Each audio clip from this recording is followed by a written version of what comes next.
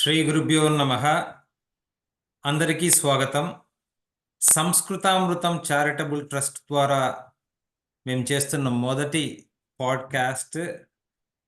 సంస్కృతామృతం charitable trust ముఖ్య ఉద్దేశం అపారమైన సనాతన ధర్మ వాంగ్మయాన్ని, జ్ఞానాన్ని సరళ సంస్కృతంలో అందరికి చేరువుగా తీసుకురావడానికే making Sanskrit knowledge available to basic Sanskrit learner అన్న ముఖ్య ఉద్దేశంతో శ్రీ రఘురామ శర్మ గారి బ్రెయిన్ చైల్డ్గా ఇది మేమందరం కూడా దాంట్లో పాలుపంచుకోవడం విశేషంగా మాకు ఆనందాన్ని, సంతోషాన్ని ఇస్తుంది. క్లుప్తంగా నా పరిచయం: Sairam పగులూరు. I've been associated with Samskrutamrutam Charitable Trust for more than 3 years.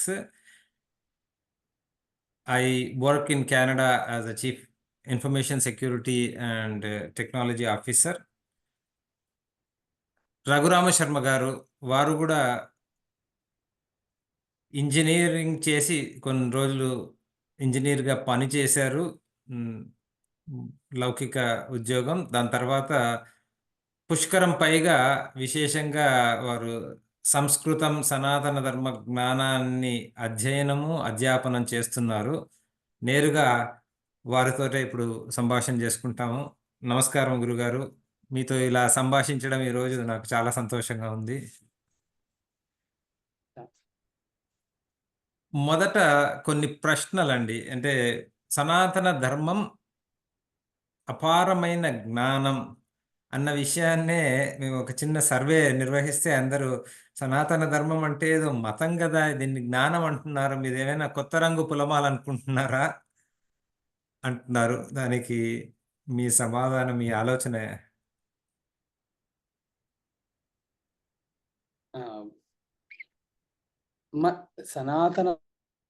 సనాతనం ఇప్పుడు ప్రపంచంలో ఉన్నటువంటి మతాలన్నిటిల్లో అన్ని మతాలు ఉన్నాయండి. మతం కానిది ఉంది అంటే ఇది సనాతనం మాత్రమే. మతము అనేదానికి ఏమవుతుంది అంటే ఒకే పరిమితమైనటువంటి ఒక జ్ఞాన భండారము ఉన్నటువంటి పరిమితమైనటువంటి ఆదర్శ పురుషులు ఉన్నటువంటి దానికి మతము అని పేరు. ఇక్కడ మన దగ్గర చూసుకుంటే అపరిమితమైనటువంటి జ్ఞాన భండారము, జ్ఞాన సముద్రం మన దగ్గర ఉంది. అపరిమితమైనటువంటి ఆదర్శ ఎవరో నాకు ఎలాంటి ఆదర్శ పురుషులు కావాలో వారిని నేను ఆదర్శంగా తీసుకొని వారిని నేను అనుసరిస్తూ నా జీవితాన్ని సాగించడం అనేటువంటిది ఇక్కడ కుదురుతుంది. కాబట్టి అసలు అన్ని కలిపితే సనాతనం, ఇదే సనాతనం అయిపోతుంది. దీంట్లో మిగతావన్నీ వేరు వేరు పంథాలు మాత్రమే ఉన్నాయి ప్రపంచంలో. పంథా కానటువంటిది సనాతనం మాత్రమే. అంటే సనాతనము అనే దానికి అర్థము మళ్ళీ ఏదో పేరు అని లేదు. ఇక్కడి నుంచి ఇక్కడ దాకా వస్తుందని యౌగిక అర్థమే ఇక్కడ. ఇప్పుడు ధర్మాలన్నిటికీ రూఢి నామాలు, ఏదో ఒక పేరు పెట్టేసి ఆ పేరు చుట్టూ ఒక డెఫినేషన్, ఒక చిన్న నిర్వచనం, డెఫినేషన్ పెట్టుకొని rules, set of rules, set of regulations ఉండాలి అని చెప్పేసి వెళ్ళడం జరుగుతుంది. ఇక్కడ అలా లేదు. అయితే అంటే ఏ నియమాలు లేకుండా ఉండిపోతే ఎవరైనా ఇది కూడా ఒకటి ఉంది.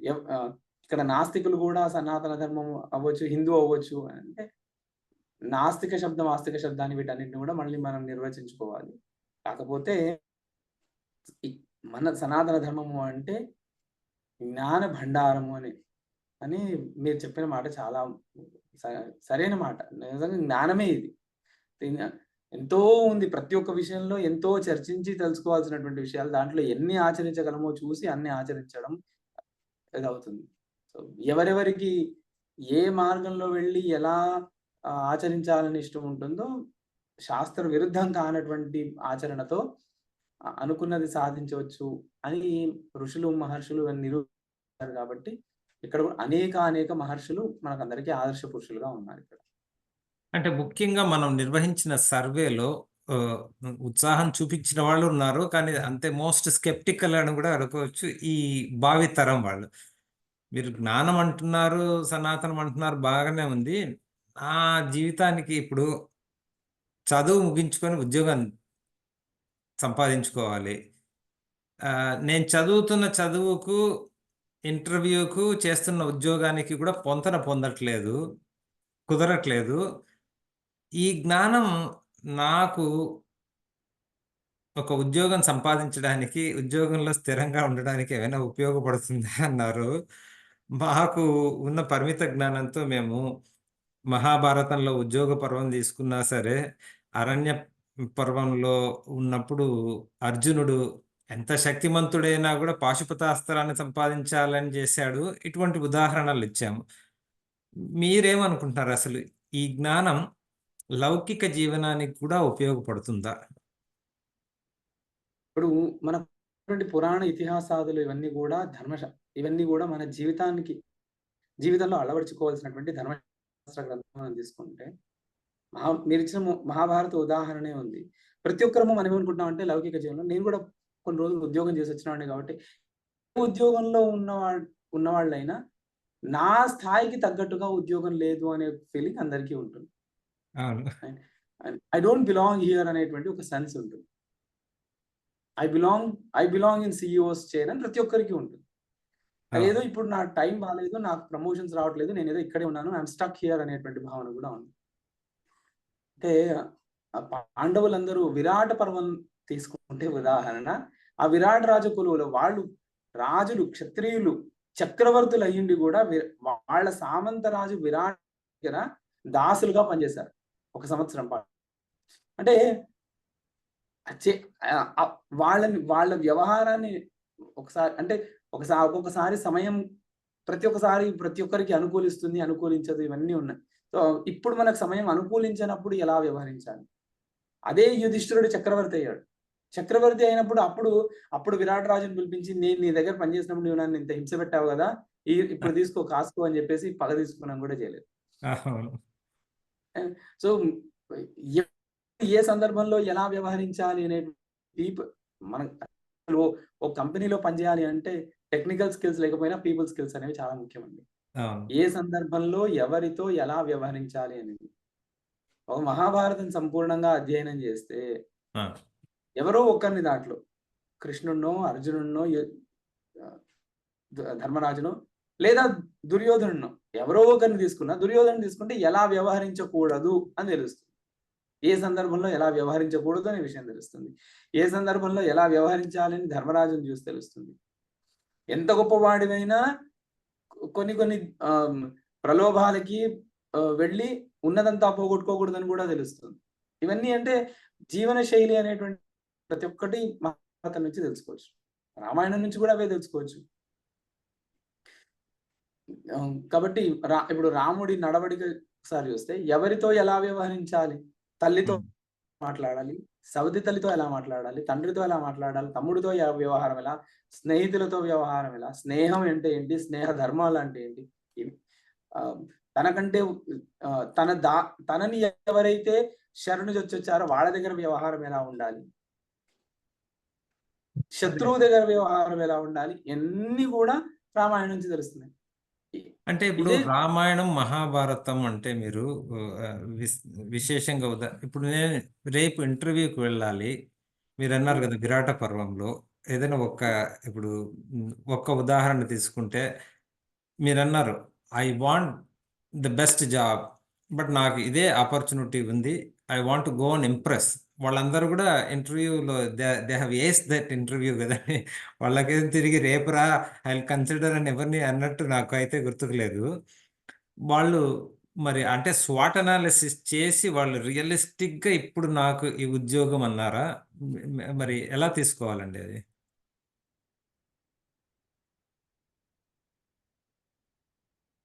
ఇక్కడ వాళ్ళు రియాలిటీ వాళ్ళు చేసుకున్నారండి. Self introspection. ఇవాళ నాకు సమయం అనుకూలం లేదు. రైట్. సమయం అనుకూలం లేనప్పుడు నేను సమయం అనుకూలం లేదు కదా అని చెప్పి ఏదో ఒకటి చేయకుండా ఊరికి ఏడుస్తూ మూల కూర్చోవడం కన్నా ఉన్న పరిస్థితుల్లో నేనేం చేయగలను, నాకున్నటువంటి స్కిల్స్ ఏమున్నాయి.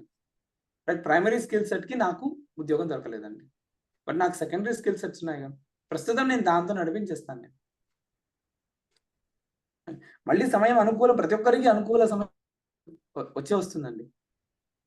ఇప్పుడు అందరూ అసలు ఖిన్నులైపోవడానికి, డిప్రెస్ అయిపోవడానికి కారణం ఏంటి అంటే, నేనేదో ప్రైమరీ స్కిల్ సెట్ పెట్టుకున్నాను, దానికే నాకు దాన్ని జస్టిఫై చేసి నాకు ఒక జాబ్ రావాలి అని 100 మంది చేస్తే దాంట్లో 10 మందికి రావచ్చు. మిగతా 90 మందికి should always be prepared for an alternative.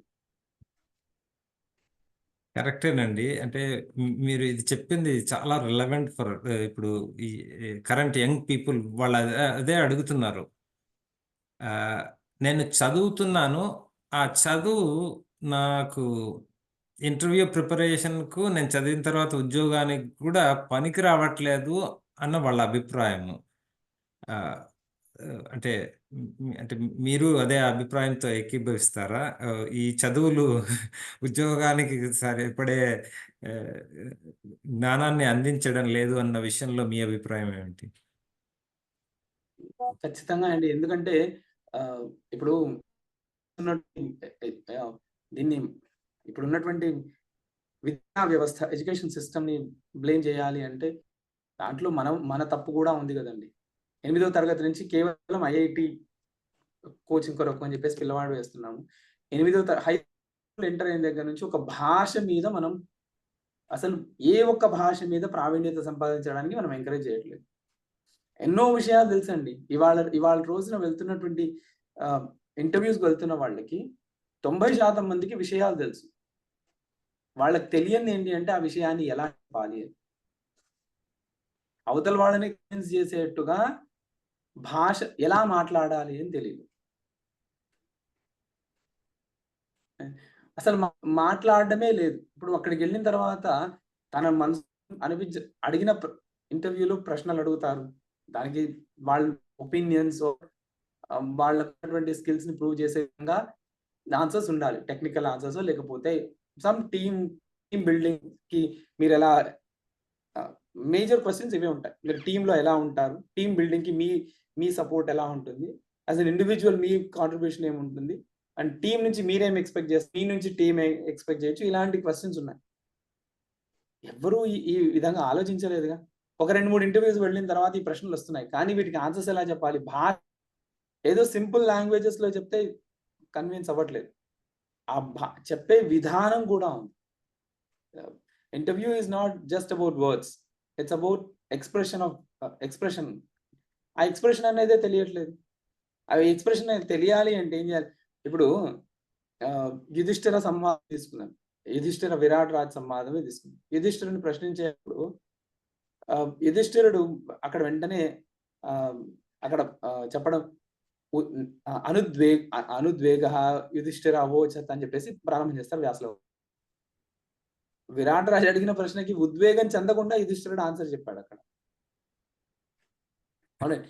అదే ఆ చిన్న చిన్న ఏవైతే ఉన్నాయో నాన్సెన్స్ చిన్న చిన్న సటిల్‌టీస్ ఏవైతే ఉన్నాయో అవన్నిటిని మనం గమనించగలిగితే ఒకవేళ ఎలా నడుచుకున్నాడు. యుధిష్ఠిరుడు ఇక్కడ విరాట్ రాజు ఈ ప్రశ్న వేసినా కూడా ఉద్వేగం చెందకుండా జవాబు చెప్పాడు.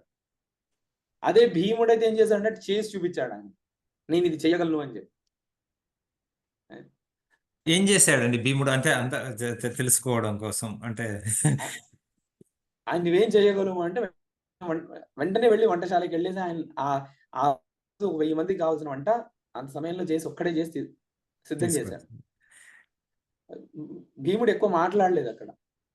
చేసి చూపించాడు. చాలా బాగుంది. చేసి చూపించాడు. మీరు ఇంకొంచెం ఇఫ్ యూ డోంట్ మైండ్ దీంట్లో కొంచెం ఇప్పుడు మనకు ఇంటర్వ్యూకి వెళ్ళినప్పుడు కూడా నేను నా ప్రస్తుత జాబ్లో చాలా మందిని ఇంటర్వ్యూ చేస్తాను. మిమ్మల్ని మీరు పరిచయం చేసుకొని tell me about your self అంటే వాళ్ళు ఈ జాబ్కు సంబంధించిన నీ పరిచయం చేసుకో అనకుండా వాళ్ళు ఏదో వాళ్ళ చరిత్ర చెప్పేస్తారు. వాళ్ళు చెప్తున్న సమయంలో సగం వాళ్ళ మీద ఇంట్రెస్ట్ తగ్గిపోతుంది. మీరన్నారు కదా ఉద్వేగం పడకుండా ప్రజెన్స్ ఆఫ్ మైండ్తో ఇంటర్వ్యూ ఎలా చేయడము అనేది యుధిష్ఠిరుని నుంచి భీముడి నుంచి మేబీ పాంచాలి ఎలా ఇంటర్వ్యూకి వెళ్ళింది, ఆ, నకుల సహదేవులు, మీరు ప్రజెన్స్ ఆఫ్ మైండ్ అన్నారు. బట్ ఇలా మహాభారతాన్ని రామాయణాన్ని చూడడము అన్న కోణంలో మనకు విశేషంగా చాలా ప్రవచనాలు అవి వింటున్నా కూడా ఇది రిలవెన్స్ ఇన్ మోడర్న్ డే ఇప్పుడు నా జీవితానికి ఇలా అంటే నా వరకు అంతగా లభ్యంగా లేదని అనిపిస్తోంది. ఎందుకు ఇలా జరిగిందండి అంటే? ఒకటి అదే చెప్తున్నానండి. ఇప్పుడు ఏం మాట్లాడాలి, ఏ సందర్భంలో ఏం చెప్పాలి అనేటువంటి విషయం చాలా మందికి తెలీదు. ఇప్పుడు యుధిష్ఠిరుడిని అడిగారు అక్కడ, "ఏం చేయగలవు?"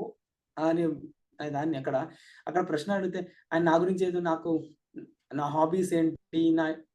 అంటే ఇది ఒక పాత కాలపు ఒక ఒక ఉంటారు.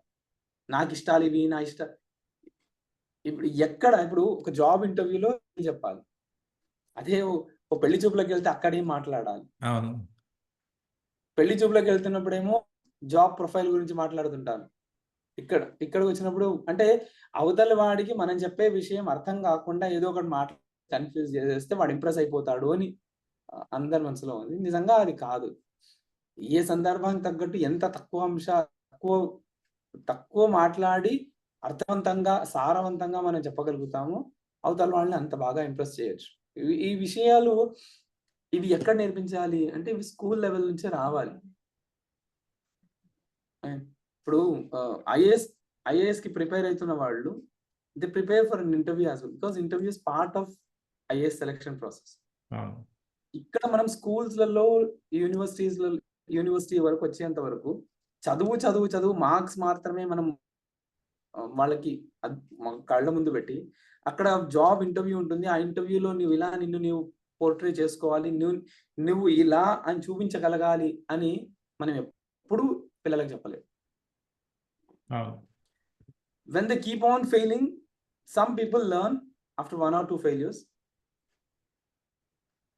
అని నువ్వు యాటిట్యూడ్ ఉండాలి. నీ యాటిట్యూడ్ ఉండాలి. నువ్వు సెల్ఫ్ పిటీ ఉండకూడదు. మన మాటల్లో ఇప్పుడు హనుమంతుడు సుగ్రీవుడి దగ్గర మంత్రిగా ఉన్నాడు. సుగ్రీవుడు రాజ్యం నుంచి బహిష్కరింపబడినవాడు. కానీ రాముడి దగ్గరికెళ్ళి మొదలు మాట్లాడినప్పుడు అతని పాండిత్యము ఎక్కువ చూపించకుండా ఉన్న ఎన్ని తక్కువ మాటలైతే అన్ని తక్కువ మాటల్లో రాముడి ద్వారా ఇన్ఫర్మేషన్ తీసుకోగలిగాడు. రాముడికి ఇన్ఫర్మేషన్ ఇవ్వగలిగాడు. అవునండి.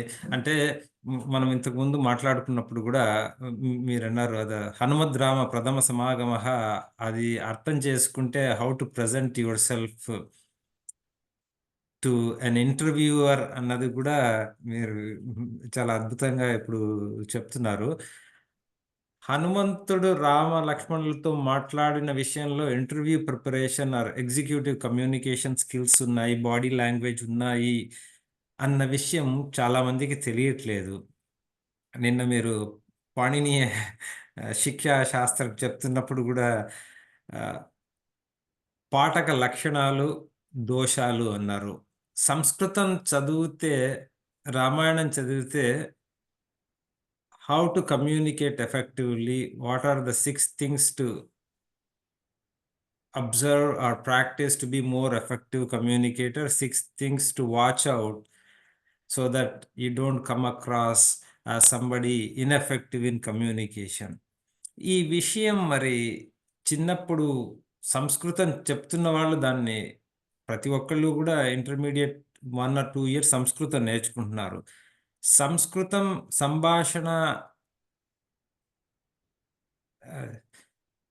కౌశలమనాలో, చాతుర్యమనాలో, లేదంటే వాక్పటిమ ఇస్తుంది అన్న కోణంలో సంస్కృతాన్ని పరిచయం చేయట్లేదు గదండీ. 2 సంవత్సరాలు they are investing 2 good years. They are not getting the skills. అంటే దాని సిలబస్ లోపం అంటారా? చూసే కోణం ఇస్ ఫ్లాడ్ అంటారా? దీనికి సమయం ఇవ్వకపోవడం కూడా ఉందండి. ఇక్కడ సిలబస్ చాలా బాగుంది అక్కడ ఉన్న 2 సంవత్సరాలు. హుహు. కానీ ఎప్పుడు చెప్పిస్తున్నారు సంస్కృతం? ఇంటర్మీడియేట్ ఫస్ట్ ఇయర్‌లో అయితే ఎగ్జామ్‌కి ఒక వారం రోజుల ముందు, ఇంటర్మీడియేట్ సెకండ్ ఇయర్‌లో అయితే ఎగ్జామ్‌కి 2 వారాల ముందు. వారం ముందు, 2 వారాల ముందు ఏం చెప్పగలుగుతాం మనం? Math, physics, chemistry physics, chemistry, biology maths, chemistry, biology ఇవే ముఖ్యము అనుకున్నప్పుడు భాష కూడా ముఖ్యమే కదండి. సైన్స్ కాన్సెప్ట్స్‌ని చేయడానికైనా భాష లేకపోతే సైన్స్ కాన్సెప్ట్స్ ఎలా ఎక్స్‌ప్లెయిన్ చేస్తారు? ఇప్పుడు ఏమైపోతుంది అంటే నాకు తెలుసు విషయము, నేను ఎలా చెప్పలేకపోతున్నాను అనేటప్పటికి వెంటనే కాన్ఫిడెన్స్ లోపం వచ్చేస్తుంది. అవతల వాళ్ళతో ఏం మాట్లాడాలని తెలియదు. అవును. ఇది ఇంట్లో కూడా మన పిల్లల్ని మాట్లాడొద్దు, సైలెంట్ గా ఉండు అని చెప్తూ, అండ్ ఆ తర్వాత పెద్దవాళ్ళ ముందు మాట్లాడొద్దు. పెద్దవాళ్ళని ముందు మాట్లాడొద్దు అనంటే ఎలా మాట్లాడాలో నేర్పించాలి. వాళ్ళు అవతల ఎదురుగా ఉన్న వాళ్ళు కనపడగానే ఏమని వాళ్ళని మనం పలకరించాలి. నమస్కారం అండి అని వాళ్ళు అని చెప్పడం నేర్పించేదే. అప్పుడు అవతల వాళ్ళని ప్లీజ్ చేయడం, వాళ్ళ అటెన్షన్ ఇది గ్రాబ్ చేయడం ఉంది. దాన్ని ఎలా సాధించాలి అనేటువంటిది it should B a life long process. ఏదో ఒక ఇంటర్వ్యూ ముందు రోజు ఇది సాధించేది కాదు. సో ఈ కోణంలో ఇప్పుడు మీరు చెప్పిన దాన్ని చూస్తుంటే మనం చాలా సార్లు సనాతన ధర్మం is a way of life అంటున్నారు. అంటే మీరు చిన్నప్పటి నుంచి కూడా అదే విధంగా ఇది ఒక జ్ఞానము, ఇది నిత్య జీవితంలో ఒకరితో ఒకరు మొదట communication and human interaction depending on the stake holder ఎవరు ఉంటే దానికి తగినట్లు మాట్లాడాలి అన్న విషయం ఇంతకుముందు రామాయణ మహాభారతాలు స్కూల్ సిలబస్లో ఉండేవి కదండి. అప్పుడు ఇవన్నీ స్పృశించి ఉంటారంటారా? అంటే బహుశా 100 సంవత్సరాలకు పైగా అయిందేమో రామాయణ మహాభారతం స్కూల్ సిలబస్లో తీసేసి. 30 సంవత్సరాల క్రితం ఉండేది. కానీ ఈ దృష్టికోణంలో చెప్పేవాళ్ళు కూడా లేరు గదా! అప్పుడు. ఆ దృష్టికోణంలో చెప్పేవాళ్ళు ఒక 50, 60 సంవత్సరాల క్రితం ఉండేవాళ్ళేమో. ఓ 30 సంవత్సరాల క్రితం అయితే ఈ దృష్టికోణంలో రామాయణ, మహాభారతం అప్పుడు కేవలం కథలుగా మిగిలిపోయాయి. వాటి నుంచి మనం నేర్చుకునేది ఏమన్నా ఉంది అనంటే రామాయణ, మహాభారతాల్ని కేవలం ఒక విలన్ లాగా చూపించడానికి వాడుకున్నారే తప్ప, అంటే కర్ణుడికి మోసం చేశారు అందరూ కలిసి. అవును. ఇలాంటి కథలు ఎక్కువగా ఉన్నాయి. దానివల్ల నేర్చుకున్నది ఎవరు ఎక్కువ లేకున్నా నష్టపోయిందే. కొన్ని తరాలు నష్టపోయాయి వాటి వల్ల. అవునండి. అంటే అది మీరు 30 సంవత్సరాల క్రితం అన్నప్పుడు నాకు బాగా నేను 1986 ఇంటర్మీడియేట్ చేశాను. అప్పుడు మాకు విభీషణోపదేశః అని 3 సంభాషణలు, మూడవ విభీషణ రావణ సంవాదం ఒక పాఠంగా ఉండేదండి సంస్కృతంలో. అప్పుడు మీరన్నట్టుగా కొంత వివరించాలి అన్న చాలా ఉత్సాహం ఉన్న ఆచార్యులు మాకు దొరకడం వల్ల చెప్పారు. అసలు సో ఇదండి. అంటే మీకు ఈ చెప్పేవాళ్ళు లేకపోవడం మళ్ళీ ఇప్పుడు దీన్ని ఎలా how can we revive this culture of knowledge and learning life relevant skills in Ramayana, మహాభారతం ఇది ఎలా చేయడానికి అవకాశం ఉందంటారు?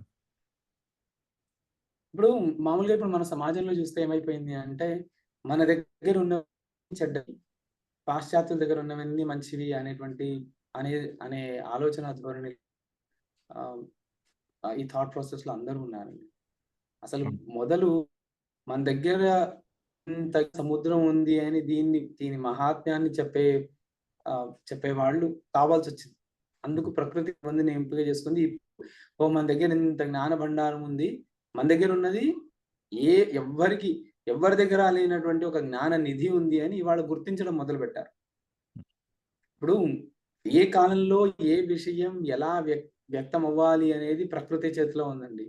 ఎప్పుడు గుప్తంగా ఉంచాలి, ఎప్పుడు దాన్ని బయటికి తీసుకురావాలని. ఇప్పుడే ఎవరిని నిందించకుండా మనం వెనకటి వాళ్ళు ఇలా చేశారు, వాళ్ళు ఇలా చేశారు.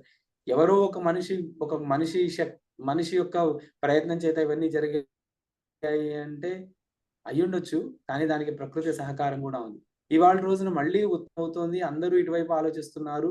ఇవాళ రోజున వాళ్ళు ధైర్యంగా మాట్లాడి మేము 10 మందికి ఈ వీడియోని పంపించగలము అని మనం ఆలోచించుకొని కూర్చున్నాము అంటే, ఈ స్థితి 2 సంవత్సరాల ముందు లేదు. మన మాటలు ఎవరు వింటారులే అనే ఆలోచనే ఉండేది.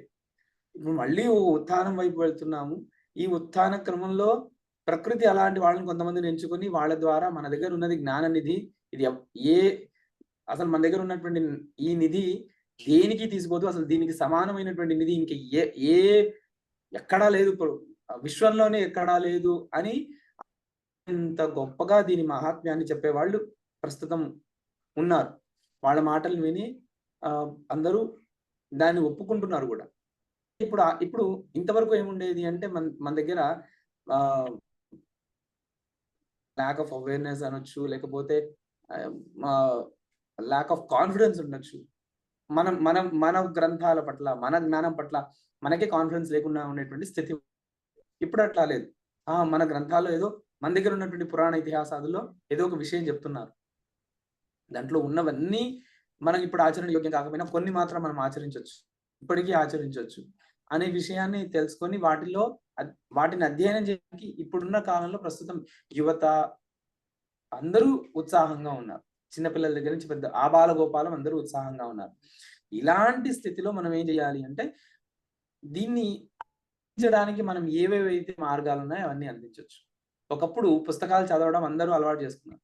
అప్పుడు ఏం చేశారు అంటే అన్ని పుస్తక రూపంలో తీసుకొచ్చేసారు. తాళపత్రాల్లో ఉన్న వాటిని, కేవలం మౌఖికంగా ఉన్న వాటిని అన్నిటిని కూడా పుస్తక రూపంలో తీసుకొచ్చారు. ఇవాళ ప్రతి ఒక్కటి ఇంటర్నెట్, ప్రతి ఒక్కటి అవును.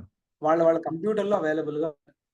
సో, ఇవాళ సంస్కృతామృతం చారిటబుల్ ట్రస్ట్ ద్వారా ఏం చేయబోతున్నాం, రానున్న ఆహ్, రానున్న కాలంలో సమాజం కొరకు ఏం చేయబోతున్నాము అంటే, వీలైనంతగా ఈ విషయాలన్నిటిని ఇంటర్నెట్‌లో పెట్టి, ఇంటర్నెట్‌లోంచి అక్కడి నుంచి అక్కడే వీటిని అర్థం చేసుకోవడానికి కావాల్సినటువంటి టూల్స్‌ని కూడా ఇచ్చి, అంటే ఊరికే గ్రంథాలు కూడా పెట్టేస్తే కూడా ఉపయోగం లేదు. అదొక కాలం అయిపోయింది.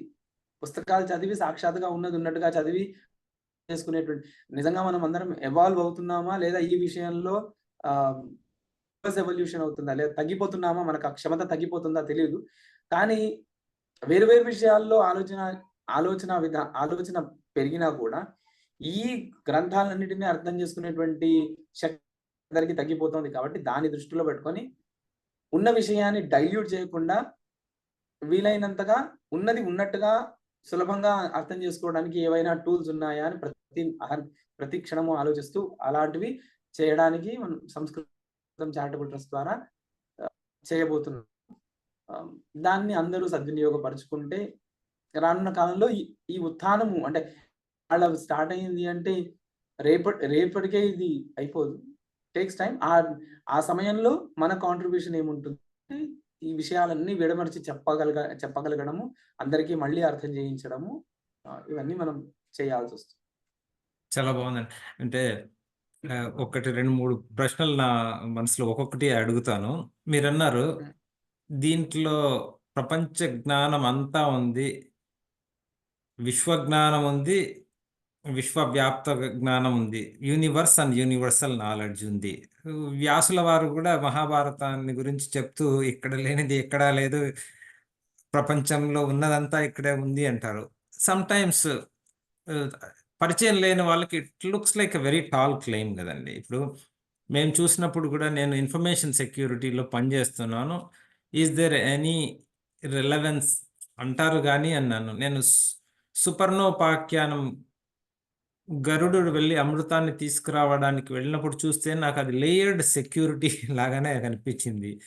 అలా మేబీ మిమ్మల్ని ర్యాపిడ్ ఫైర్ అండి. So, because I am a practitioner of information technology, I say that so much of relevance is there అని మనము వీ కెన్ ప్రూవ్. మీరు కమ్యూనికేషన్ స్కిల్స్ గురించి చెప్పారు. బట్ నేను ఐ యామ్ ఎన్ ఆర్కిటెక్ట్ అనుకోండి. నాకు ఎక్కడ అంటే మీరు చెప్పారు కాబట్టి నేను ఐ కెన్ సీ మీరు అయోధ్య వర్ణనము, లంకా వర్ణనము అని. But is it relevant? అంటే అంత డీప్ నాలెడ్జ్ ఉందంటారా దాంట్లో? ఇప్పుడు I'm an architect, I'm city planar, builder. దానికి రామాయణ మహాభారతాల నుంచి జ్ఞానం కానీ స్ఫూర్తి కానీ పొందే అవకాశం ఉందా?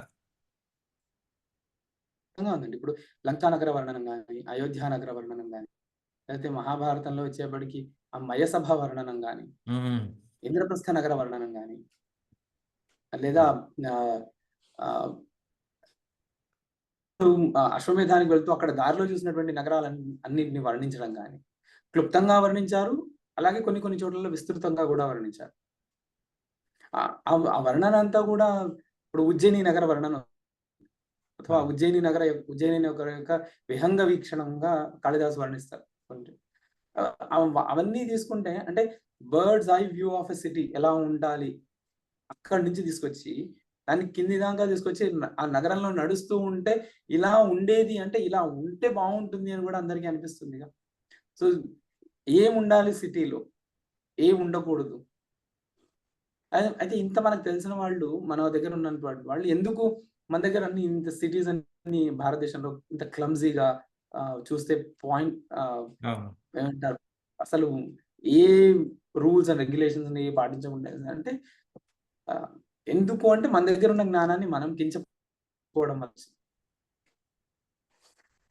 ఇది There was మీరు some time ఒక 15-20 సంవత్సరాల క్రితం ఇంట్లో మడి ఆచారము అనే పాటించే వాళ్ళు మడి కట్టుకున్న ప్లాస్టిక్ వస్తువులు ఏవి ముట్టేవాళ్ళు కాదు. ప్లాస్టిక్ ఎక్కడ మడికి పనికొచ్చేది కాదు. ఉండేవేమో ప్లాస్టిక్ ఏమన్నా వీలైనంత తక్కువగా ఉండేవి. ఇంట్లో కాళ్ళు కడుక్కోవడానికి దగ్గర నుంచి వస్తువులు అన్ని కంచువే, ఇత్తడివే అలాగే ఉండేవి. ఇత్తడి పాత్రలు కాళ్ళు కడుక్కోవడానికి వాడేవాళ్ళు. కంచు పాత్రలు కాళ్ళు కడుక్కోవడానికి వాడుకోకూడదు కాబట్టి అవి వంటశాలలో ఉండేవి. ఇలా ఉన్నప్పుడు మన జీవితంలో ప్లాస్టిక్ కూడా రీప్లేస్ చేసింది. రీప్లేస్ చేస్తున్నప్పుడు ఎదిరించారు వాళ్ళు. అయితే వాళ్ళని మీ జ్ఞానం అంతా ఆధునికతని మీ ఆధ్యాత్మికత పేరుతో ఆధునికతని మీరందరూ కాళ్ళదంతున్నారు. ఇవాళంతా ప్లాస్టిక్ మయమే జగత్తు. ప్లాస్టిక్ రిప్లేసెస్ ఈ మెటల్స్ వీటన్నిటిని ఎక్స్ట్రాక్ట్ చేయడానికి ఎంత ఖర్చు అవుతుంది? ప్లాస్టిక్ చాలా చీప్, సింపుల్ గా అయిపోతుంది. ఏ ఫామ్ లో అంటే ఆ ఫామ్ లో దీన్ని తీసుకురావచ్చు అని చెప్పి ప్లాస్టిక్ ని బెనిఫిట్స్ చెప్పి టీవీలో అడ్వర్టైజ్మెంట్స్ అన్ని చూపించి ఇంకా మెల్లిగా మన జీవితం ప్లాస్టిక్ మయంతో నిండిపోయింది. ఇవాళ ఏమంటున్నారు? వీలైనంతగా ప్లాస్టిక్ తగ్గిస్తే బాగుంటుంది. బికాస్ ఇది మడికి పనికిరాదు అంటే అర్థము ఆ పదార్థంలో ఏదైనా వండినా తిన్నా దానివల్ల ముందెప్పుడు ఆరోగ్య సమస్యలు రాకూడదు అని. అది మడి ఆచారము అంతవరకు ఉండేది. ఇప్పుడు ఏమైంది? మడి ఆచారం ఏం లేదు. అయితే పాతవన్నీ చింతకాయ పచ్చళ్ళు అవన్నీ పనికిరావు అంటే ఎలా పనికిరావు? వాళ్ళు ప్రతిది కూడా ఇలాగే ఆలోచించారు కదా. వాళ్ళ ఆలోచన ఇలా ఉండేదేమో అని మనం ఎందుకు ఆలోచించకూడదు? పాతది కదా అని చెప్పి పురాణం పనికిరాదు అని, కొత్తవి కదా అని చెప్పేసి కావ్యాలు మాత్రమే పనికొస్తాయని అలా ఏం లేదు. వాటిలో ఎన్ని ఆచరించకూడదు ఇవన్నీ మనం తెలుసుకోవాలి. ఒక చిన్న ప్రశ్న అండి. మీరు ఇంత ఉజ్జయిని నుంచి రామాయణంలో అయోధ్య, లంకా వర్ణనం అన్నారు. ఇప్పుడు మనం సమస్య అంటే ఒక పెద్ద వర్షం వచ్చిందంటే కూడా స్ట్రీట్స్ ఆర్ గెటింగ్ ఫ్లడెడ్.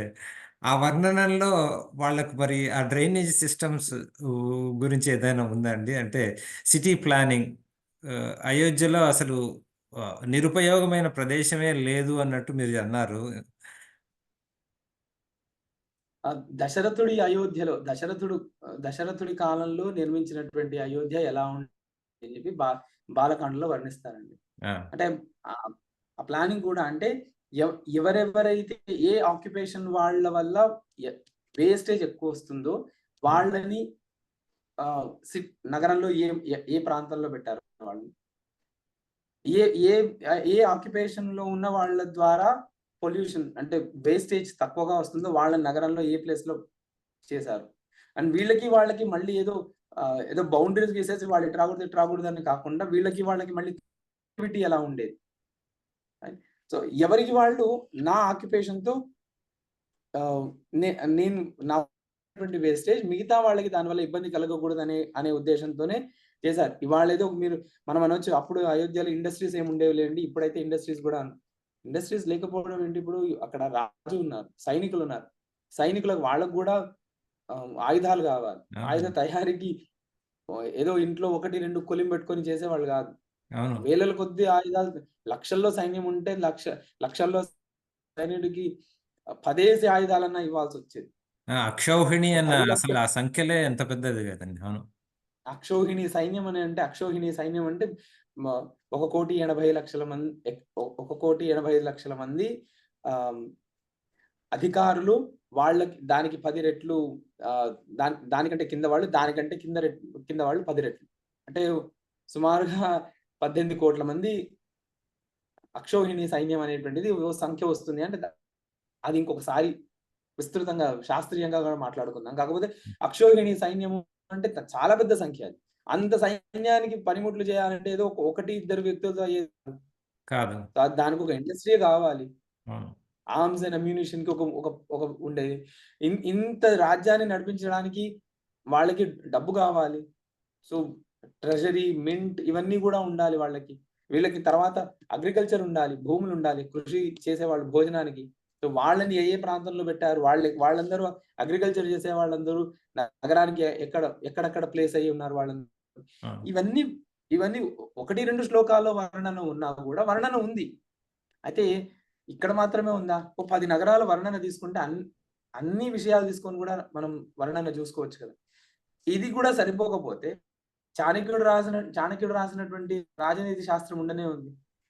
ఒక నగరంలో ఎవరెవరు ఎక్కడెక్కడ ఉండాలి అని చెప్పి ఆయన వీటన్నిటిని సంగ్రహంగా తీసుకొని రాశారు. రామాయణ, మహాభారతంలో సాక్షాత్తుగా మనం చదివి మనకు అర్థం చేసుకునే శక్తి లేకపోయినా దాన్నే సంగ్రహంగా తీసుకొని వేదంలో, స్మృతుల్లో ఇత్యాదులు తీసుకొని ఆహ్, కోట ఎలా నిర్మించాలి దగ్గర నుంచి 6 రకాల కోటలు ఎలా ఉండాలి అని చెప్పి 6 రకాల కోటల్ని వర్ణన చేస్తూ ఒక కోట ఎలా నిర్మించుకోవాలి దగ్గర నుంచి ఉంది. సో, కోట ఎలా నిర్మించాలంటే ఆ కోటని ఇవాళ మనం కోటలు మనకి ఇవాళ రాజులు లేరు కదండీ! కోటలు ఏం అవసరం ఉన్నాయి అంటే కోటలు మనకి ఇవాళ అవసరం లేకపోవచ్చు. కానీ ఒక ప్లేస్ కావాలి.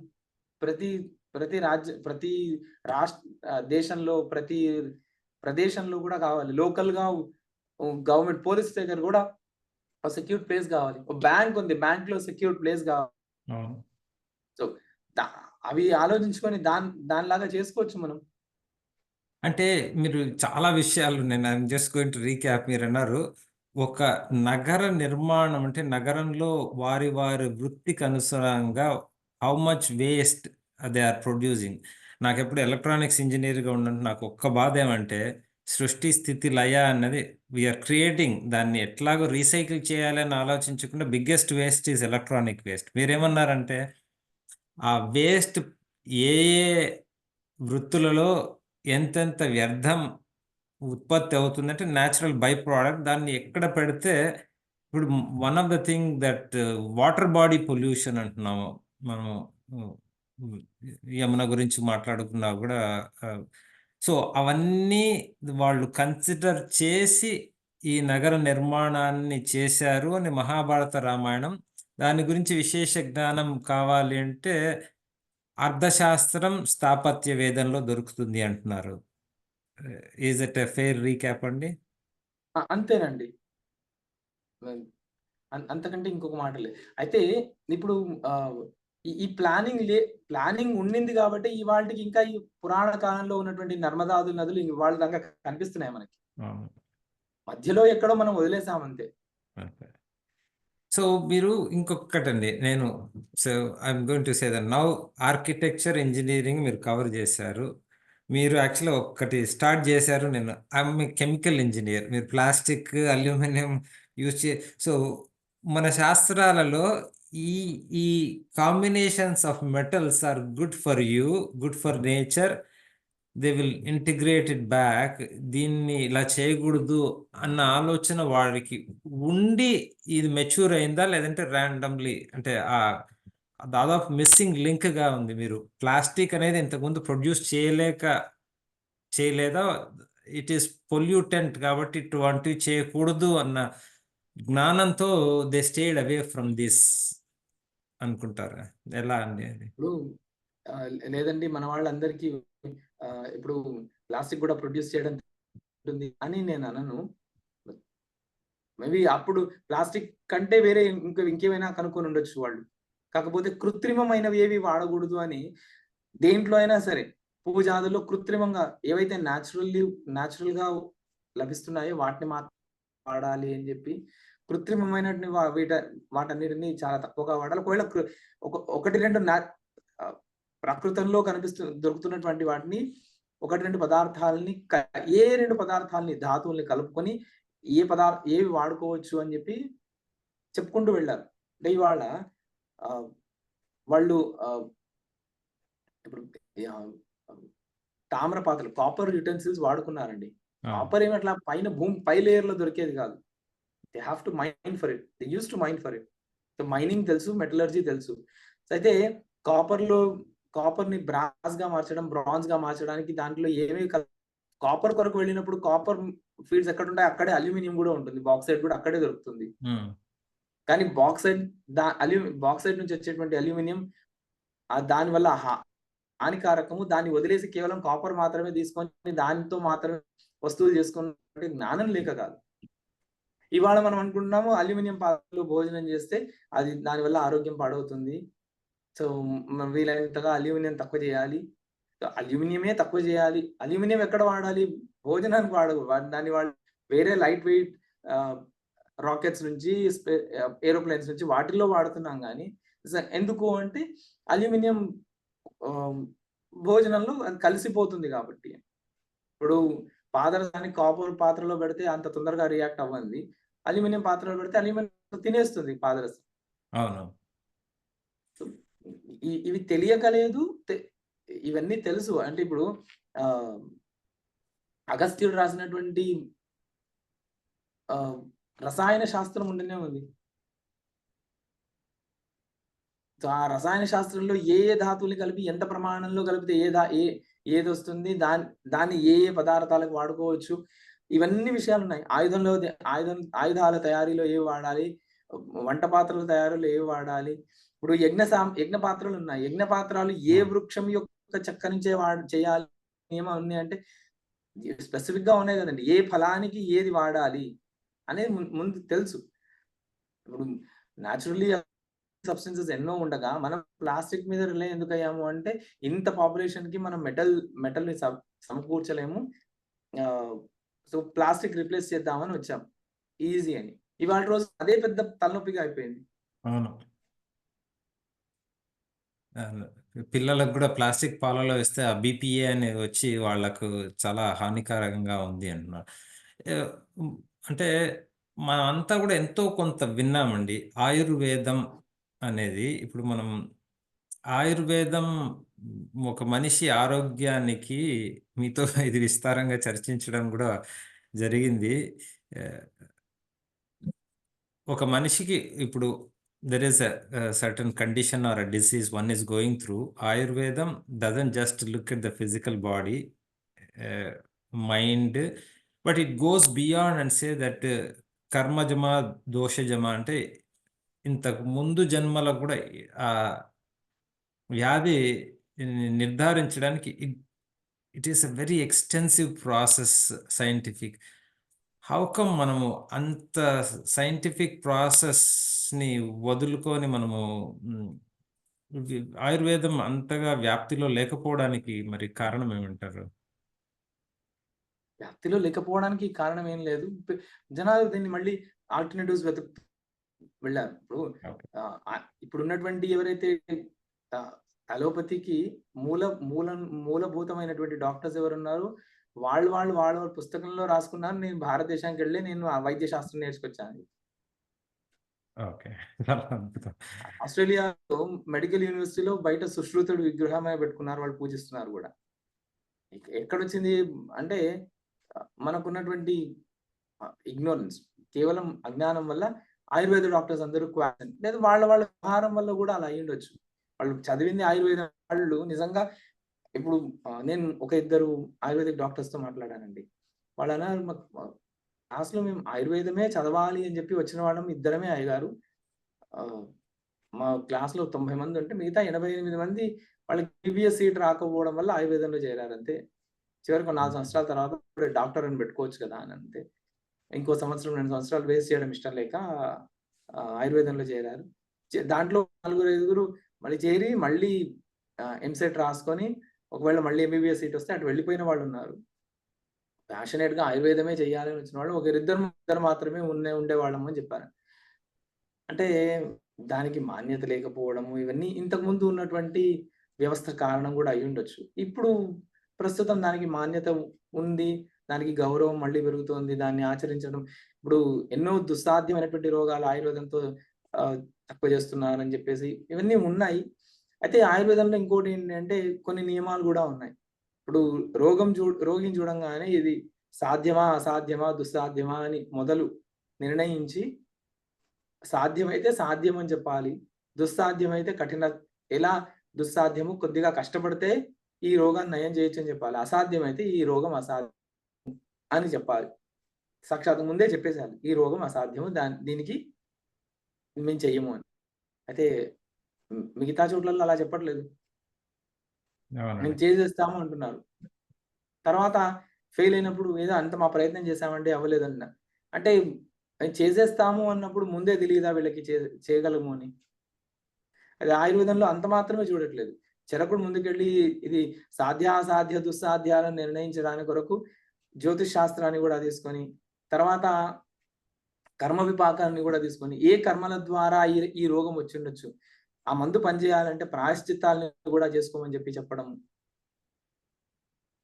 ఒక ప్రశ్న అడిగేదండి. ఇప్పుడు మీరు ఇప్పుడు మనము whether it is lawyer or doctor or police officer, మనకు అంత కోర్స్ అంతా అయిన తర్వాత ఫైనల్లీ ఎథిక్స్ అని ఒకటి నేర్పిస్తున్నారు.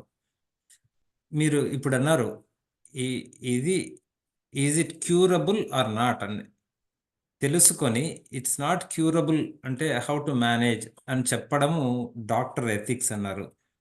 మనం ఇద్దరు మాట్లాడినప్పుడు డాక్టర్ కృష్ణకిషోర్ గారు కూడా చెప్పారు కదండి.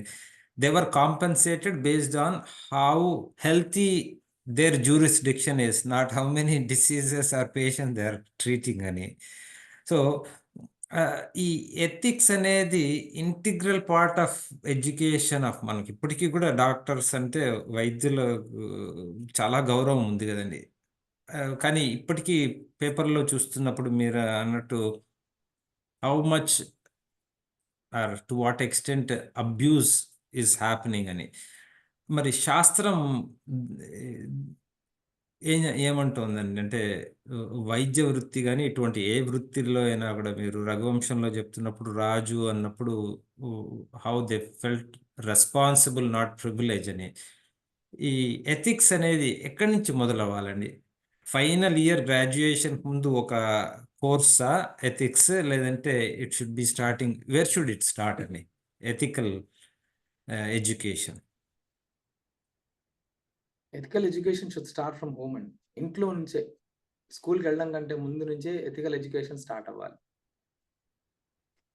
ఎలా స్టార్ట్ అవుతుందంటే ఇప్పుడు నాకు అంటే ఎథికల్ ఎడ్యుకేషన్ మన సనాతన ధర్మంలో అంటే మనం చర్చించుకోవడం జరిగింది. మీరు అన్నారు ఏదైనా ఒక శతకం కానీ నీతి శాస్త్రం కానీ అవన్నీ కూడా లేవు కదండి. ఇప్పుడు అన్నీ కూడా మాయమైపోయాయి. ఇంట్లో ఎవరికి కూడా ఆ, ఏ శతకం అంటే శతక సాహిత్యం ఎక్కడి నుంచి మొదలవుతుందని ఇంట్లో అసలు?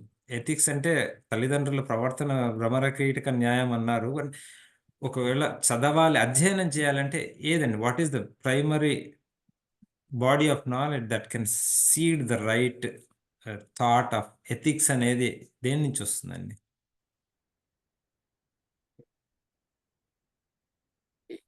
ఈ శాస్త్రాలన్నీ అలాగే ఉన్నప్పుడు అందరూ చదివారండి. వీటిని జనసామాన్యానికి అందించాలి అని చెప్పేసి ఆడు భాషలో ఈ శాస్త్రాన్ని తీసుకురావాలన్నప్పుడే ఆడు భాషలో వచ్చినటువంటి శాస్త్రం ఆటగా మారిపోయి అసలు పనికి రాకుండా అయిపోయింది అని నా భావన. అంతే. అయితే అన్ని సంస్కృతంలో ఉంటే ఎవరికి తెలుసు? సంస్కృతంలో సంస్కృతంలోనే ఉన్నన్ని రోజులు అందరూ పాటించారండి. సంస్కృతంలో ఉంది అని చెప్పి. ఆడు భాషలోకి వచ్చేప్పటికి దాని విలువ తెలియకుండా పోయింది. ఈవెన్ మెడిసిన్ కూడా ఒకప్పుడు ఎప్పుడూ కాదండి, 30-40 ఏళ్ల క్రితం డాక్టర్స్ అందరూ ఫస్ట్ ఇయర్ లో ఖచ్చితంగా చదివేవాళ్ళు. సారీ, వినపడలేదండి. ఫస్ట్ ఇయర్ లో లాటిన్ చదివేవాళ్ళు. మొదటి సంవత్సరంలో లాటిన్ చదివేవాళ్ళు. బికాస్ మెడిసిన్ బుక్స్ అన్ని లాటిన్ లోనే ఉండేవి కాబట్టి. సో అక్కడ ఏమయ్యేది అంటే లాటిన్ చదవడంలో భాగంగా లాటిన్ లిటరేచర్ ఇవన్నీ చదవాల్సి వచ్చినప్పుడు అక్కడ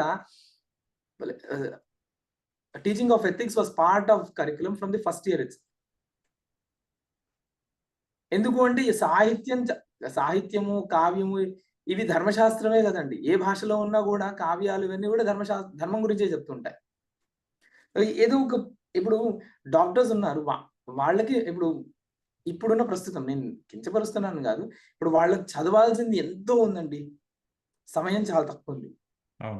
అనాటమీ పుస్తకం మొత్తం చదవాలి అంటే, అంత విషయాన్ని తలలో పెట్టుకోవాలి అంటే ఎంత కృషి చేస్తే గాని అవ్వదు. అవును. మొదటి సంవత్సరం అంటే మొదటి సంవత్సరంన్నర అనాటమీ, ఫిజియాలజీ గ్రంథాలు చదవడానికి వాళ్ళు అన్ని వీలైన విషయాలని తలలో పెట్టుకోవాలి. ఎందుకంటే నెక్స్ట్ ఇయర్ నుంచి క్లినికల్స్‌కెళ్ళినప్పుడు అక్కడ వాళ్ళ సీనియర్స్ గాని, లేకపోతే డాక్టర్స్ గాని, వాళ్ళ ప్రొఫెసర్స్ గాని ఏదడిగితే చెప్పేంత స్థాయిలో వీళ్ళు ఉండాలి కాబట్టి దాని మీదే కృషి చేయాలి. బానే ఉంది.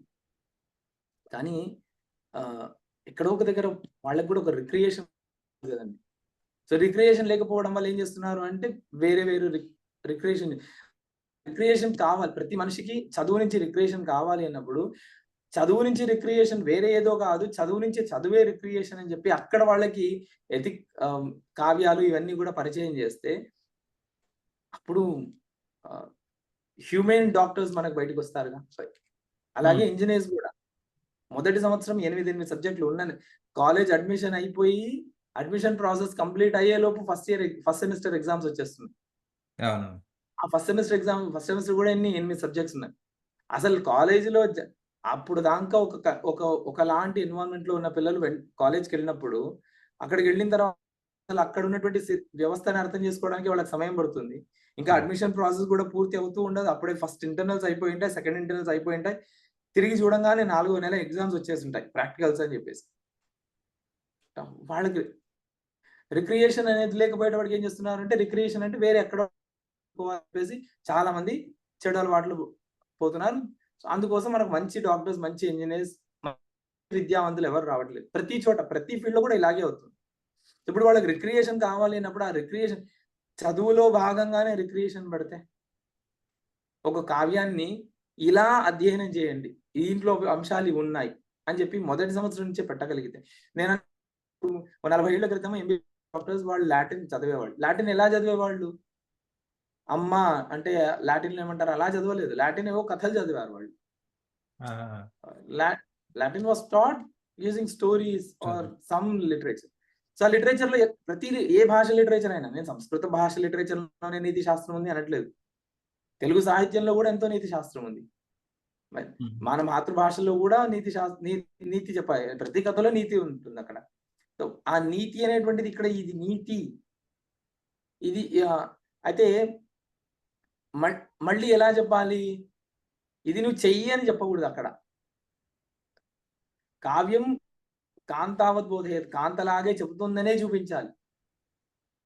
అంతే సున్నితంగా చెప్పాలి. ఆ సున్నితంగా చెప్పినప్పుడు ఇదేదో నా మీద రుద్దేస్తున్నారని కాకుండా వాళ్ళు ఆలోచించడం మొదలైనప్పుడు అప్పుడు మళ్ళీ ఎథిక్స్ అనేవి నార్మల్‌గొస్తుంది.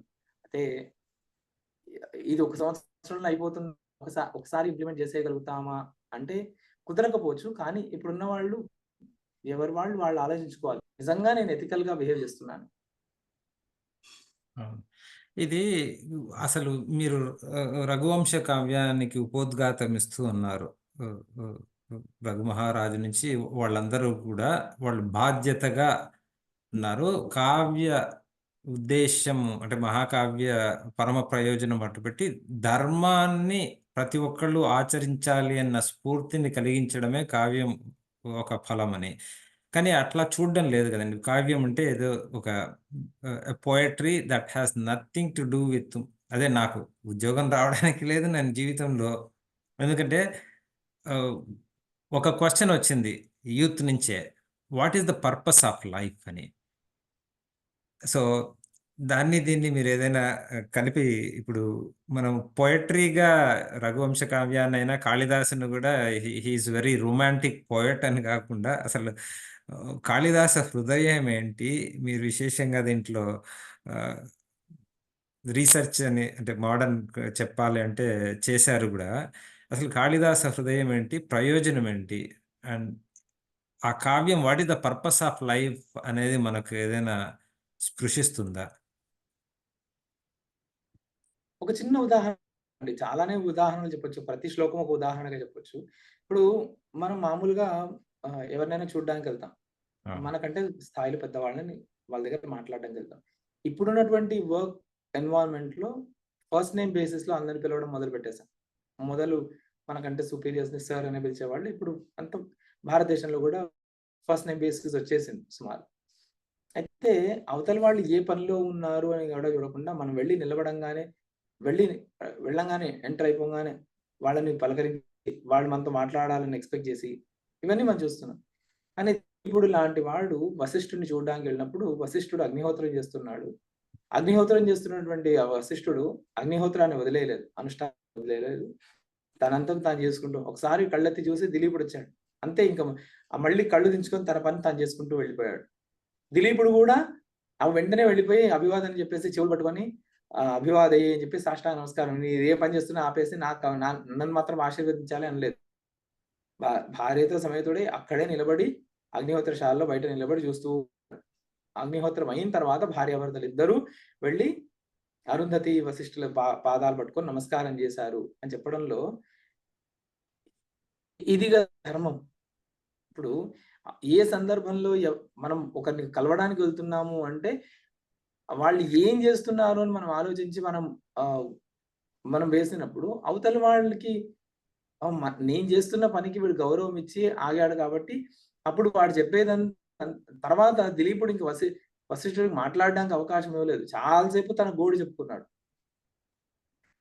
ఎంత బాధపడిపోతున్నాడు సంతానం పోతుందంటే అంతసేపు విన్నాడు వశిష్ఠుడు.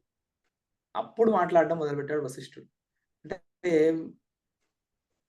మనం అవతలి వాళ్ళకి ఎంత ఇంపార్టెన్స్ ఇస్తే అవతలి వాళ్ళు కూడా మనకు అంత ఇంపార్టెన్స్ ఇస్తారు, అంత గౌరవం ఇస్తారు అన్న చిన్న విషయము ఈ దిలీప వశిష్ఠ సమాగమం ద్వారా కాళిదాసు మనకు నేర్పించాడు. సుమారు ఈ అంతా ఒక 20 శ్లోకాలను చెప్పాడు వశిష్ఠుడు. వశిష్ఠ దిలీప సమాగమము వాళ్ళిద్దరి సంభాషణ. ఇంత విషయాన్ని ఒకవేళ పెద్దవాళ్ళ దగ్గరికి వెళ్ళినప్పుడు వాళ్ళు ఏదైనా పని చేస్తున్నారంటే ఆగిపోవాలి, వాళ్ళు పని అయిన తర్వాత పలకరించాలి అని డైరెక్ట్ మాటల్లో చెప్పామనుకోండి, ఇది మనసుకు హత్తుకునేది కాదు. ఇది మీరు విశేషంగా చెప్తున్నారండి. అసలు రఘువంశం కావ్యాన్ని ఈ కోణంలో చూడాలి.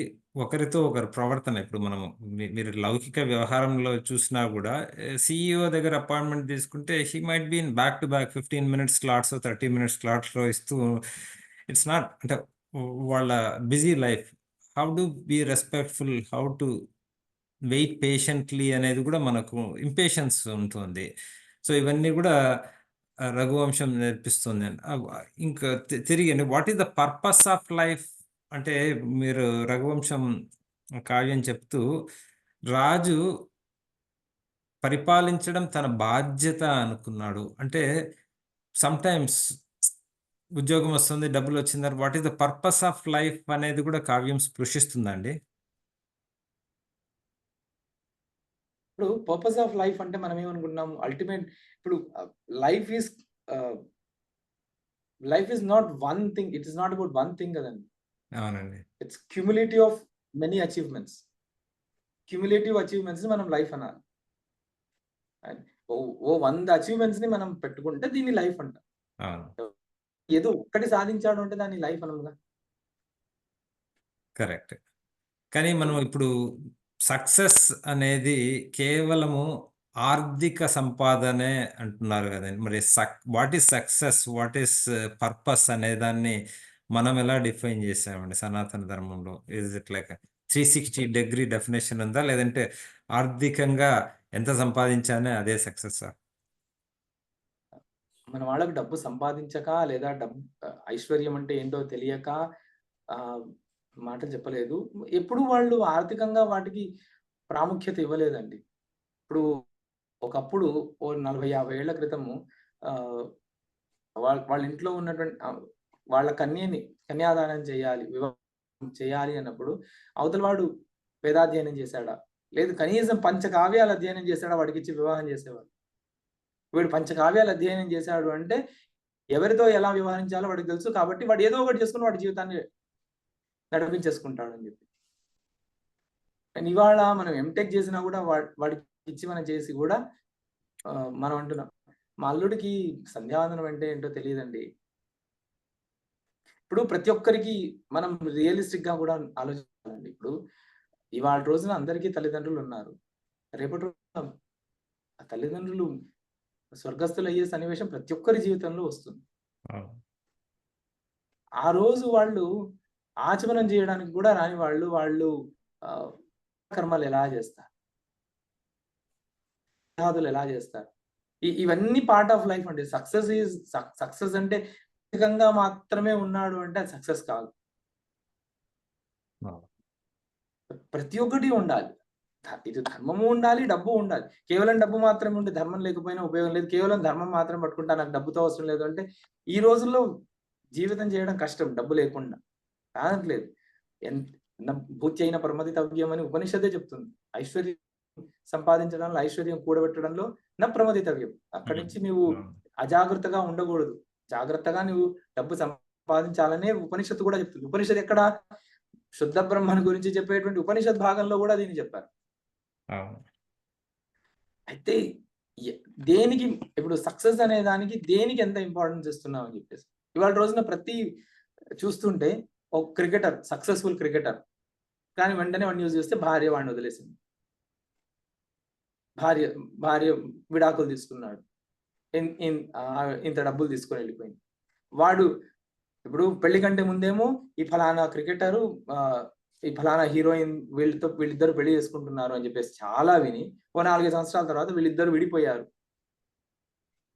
ఇవే కదా వింటున్నాం. అంటే ఒక క్రికెటర్ వాడు సంపాదించినటువంటి డబ్బుల కంటే ప్రస్తుతం ఎన్నో కంపెనీ సీఈఓలు కూడా అంత డబ్బు సంపాదించారు కదా. మరి డబ్బు మాత్రమే ప్రధానం అయితే ఎందుకు వాడి జీవితంలో సంతోషం ఉండట్లేదు, భార్య వాడితో ఎందుకు ఉండట్లేదు?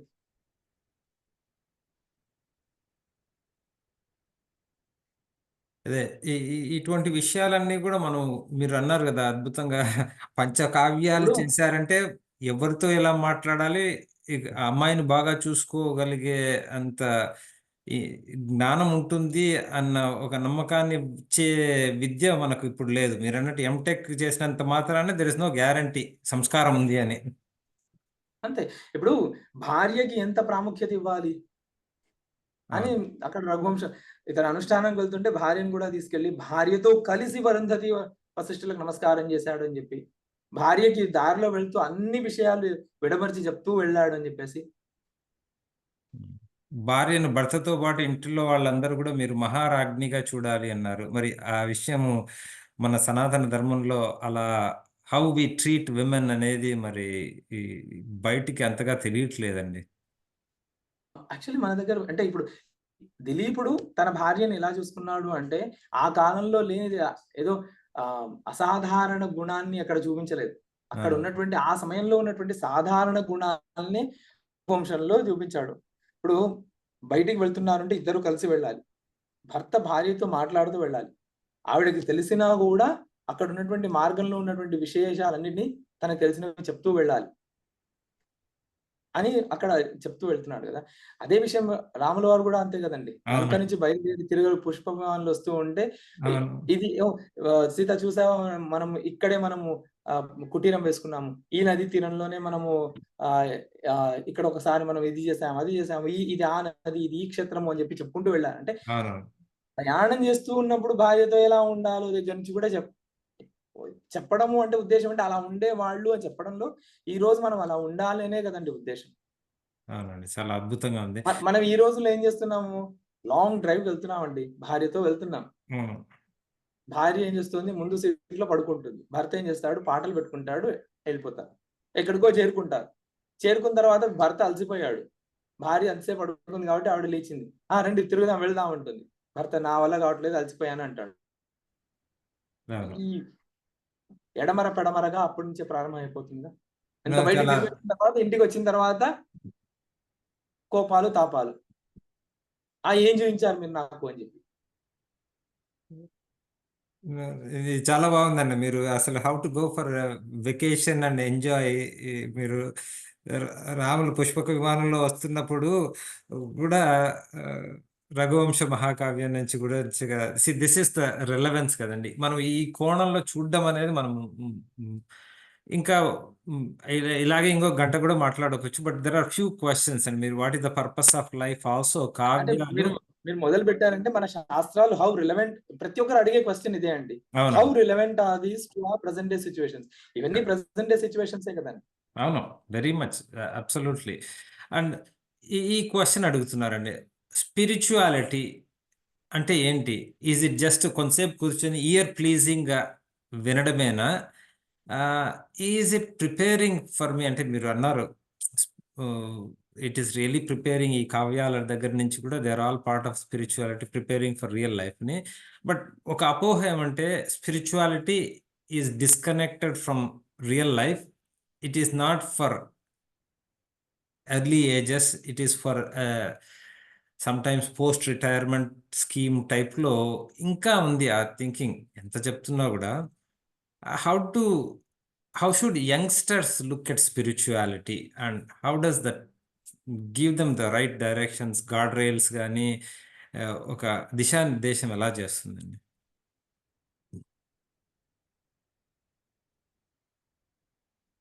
ఇప్పుడు మామూలుగా ఇప్పుడు మామూలుగా లౌకిక ఒక విషయం మాట్లాడుకొని మనం దీన్ని స్పిరిచువల్ రిలవెన్స్‌కి వెళ్దాం. ఇప్పుడు సరే. ఎక్సర్సైజ్ ఎప్పుడు చేయాలి? అంటే 60 ఏళ్ళు వచ్చిన తర్వాత, అప్పుడు బీపీ, షుగర్‌లన్నీ వచ్చిన తర్వాత, అప్పుడు వాకింగ్‌కెళ్ళాలి.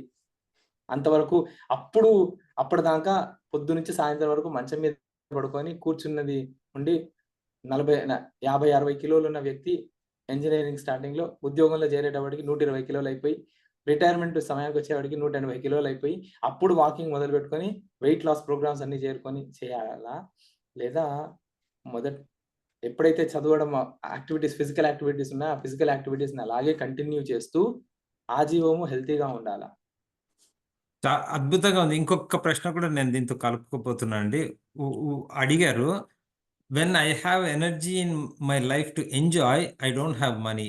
మీరన్నట్టు వెన్ ఐ యామ్ ఫుల్లీ నా దగ్గర డబ్బు సంపాదించిన తర్వాత ఐ డోంట్ హ్యావ్ నా శరీరం కూడా what is the definition of enjoyment in life కూడా మీరు దీంతో కలిపి చెప్తే ఇట్ వుడ్ బి గ్రేట్ అండి. ఇప్పుడు ఆహ్, శైశవే అభ్యస్త విద్యానాం యవ్వనే విషయేషిణాం వార్ధకే మునివృత్తానాం యోగేనాంతే త్యజాం అని రఘువంశ రాజుల గురించి చెప్తుంటే, యవ్వనే విషయేషిణాం అక్కడ యవ్వనంలో విషయేషణలుగానే ఉండాలి. యవ్వనంలో మీరు మ ముసలివాళ్ళలాగా మీరు వైరాగ్యంతో జీవించండి. ముసలితనంలో యువకుల్లాగా ఉండండి అని చెప్పట్లేదక్కడ. ఏ వయసులో ఉన్నవి చేయాల్సినవి అచ్చటా ముచ్చటా అన్నీ ఆ వయసులో తీరాలండి. అగైన్ అందుకో ఏం చేశారంటే వాటన్నిటిని ఇప్పుడు ఆ అచ్చటా పెళ్లి అనేవి కూడా అంతే అండి. అక్కడ అచ్చటా ముచ్చటా అవన్నీ కలిసే ఉన్నాయి.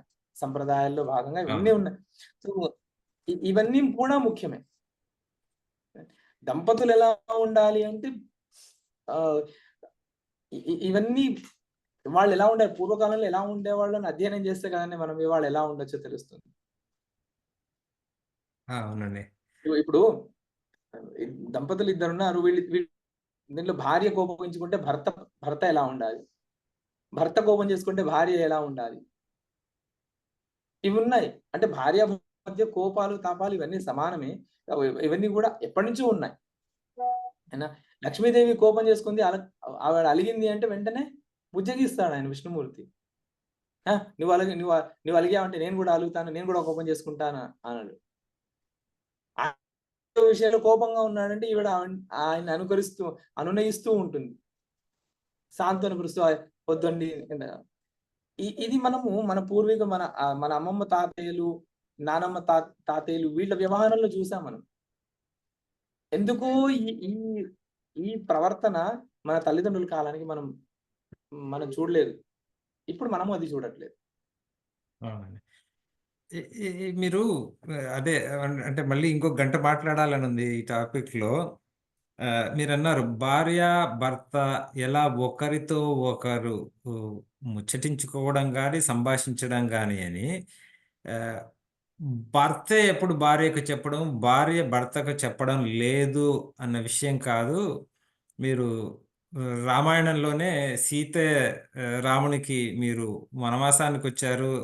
ఋషి ఆశ్రమాలతో చుట్టూ తిరుగుతున్నారు. ఇట్లా ఆయుధాలు పట్టుకొని తిరగకండి అన్నారు. సో, మీరు చెప్పిన దాన్ని బట్టి కావ్యమైనా కూడా సనాతన ధర్మంలో స్పిరిచువాలిటీ అయినా కూడా there is always mutual learning. దీనికి వయసుతో పరిమితం లేదు. ఏ వయసు వారైనా జ్ఞాన వృద్ధో వృద్ధ అన్నారు.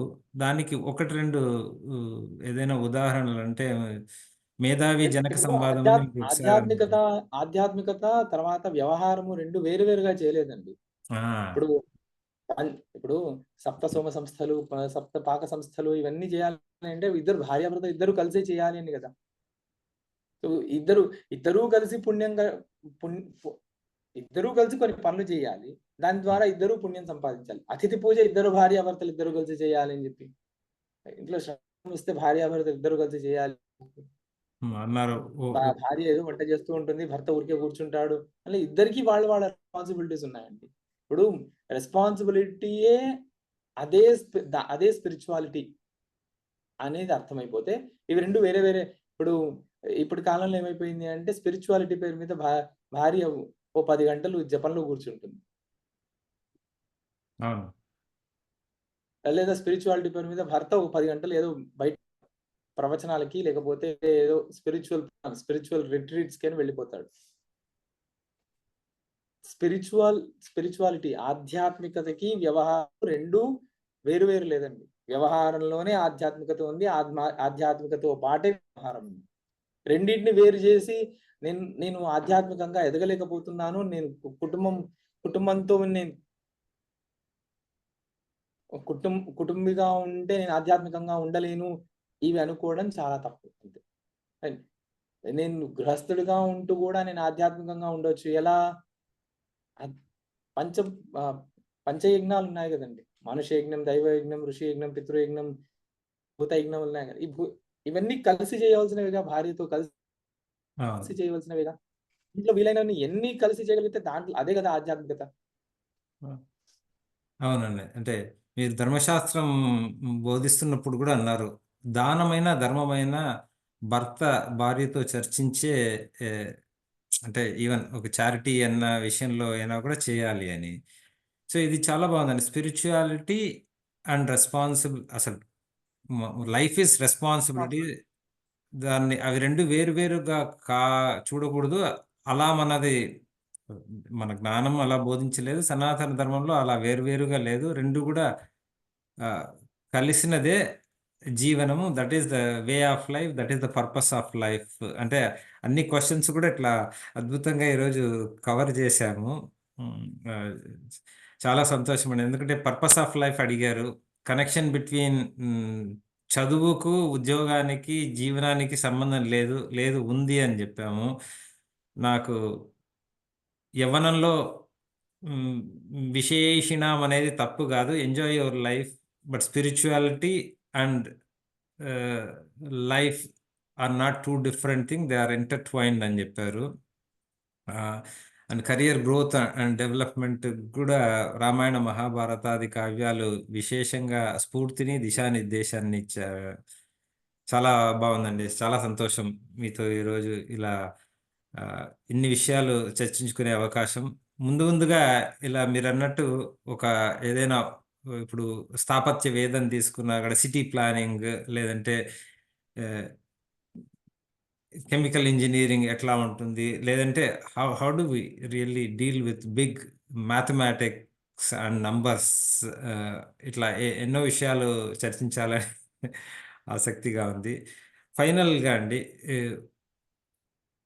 యువర్ థాట్స్ అండ్ మీ సందేశం యువతకు, దీన్ని ఎలా చూడాలి యువత? ఎందుకంటే యువతకు నేర్చుకునే అవకాశము దొరకట్లేదు. ఎలా నేర్చుకోవాలి? Because there is so much content అండి, but sometimes they are not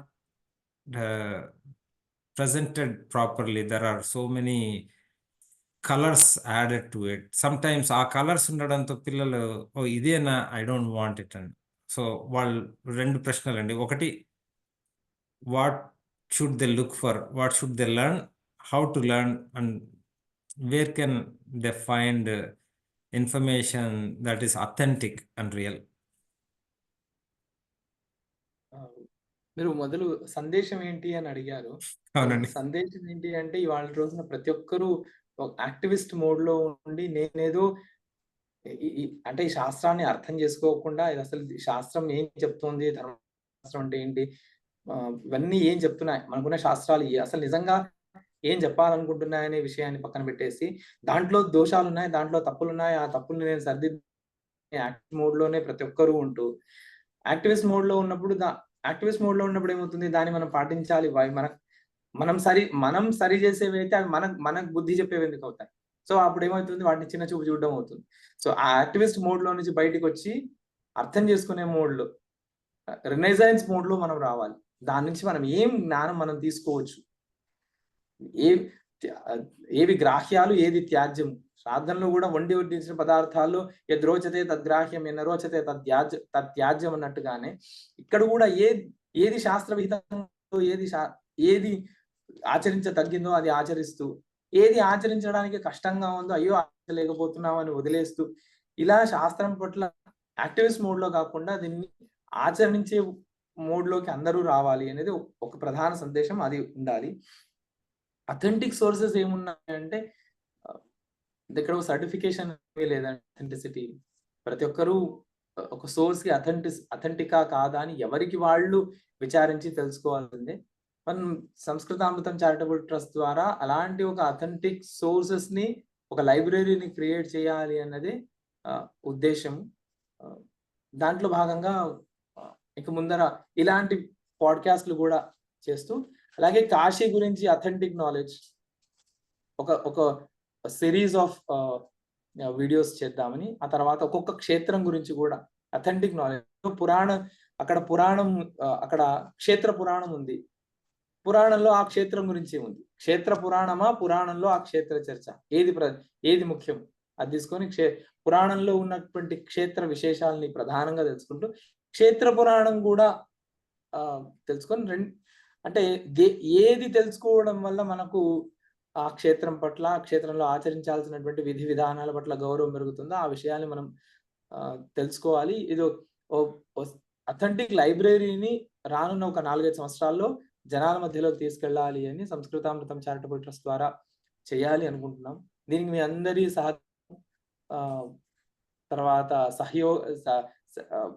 సహభాగిత్వము, సహయోగము అన్నీ కావాలి ఇందులో.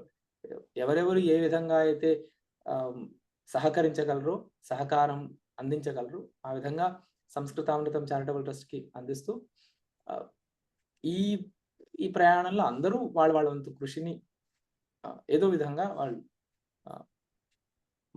సహభాగిగా ఉండి చేయగలరు.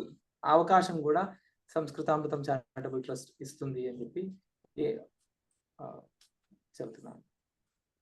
చాలా సంతోషం అండి. మీరు ఇచ్చిన యాక్టివిజం మోడ్ నుంచి బయటికి వచ్చి రినైజెన్స్ అంటే దీని ద్వారా తెలుసుకోవడానికి యథాశక్తి అధ్యయనం చేసి దాన్ని జీవితంలో ఎంతవరకు అనుష్ఠానం అంటే ఇంప్లిమెంట్ చేసుకోవడానికి వీలవుతుందో కృషి చేయండి. మీకు ఏవైనా ప్రశ్నలు ఉంటే ఈ మాధ్యమం ద్వారా గురువుగారి ద్వారా ఇటువంటి సంభాషణల ద్వారా మనం తెలుసుకుందాము. There are more channels available. Samskritamrutam Charitable Trust has a website. We'll put it in the comments field. You can go and visit.